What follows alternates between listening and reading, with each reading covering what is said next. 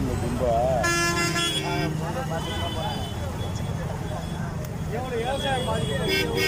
குடிசை வரைக்கும்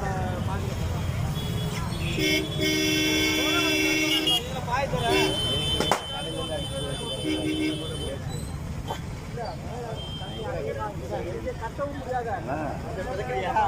அவன் வந்து கொஞ்சம் கூட நல்லா இல்லை ஒருத்தர் கூட போன வர தண்ணி அவன் என்னாச்சு யாரு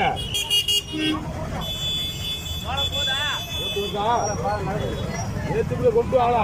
பாலம் போவாது இது வரைக்கும் வந்தா போன விளையாடி விட்டுலாம்டா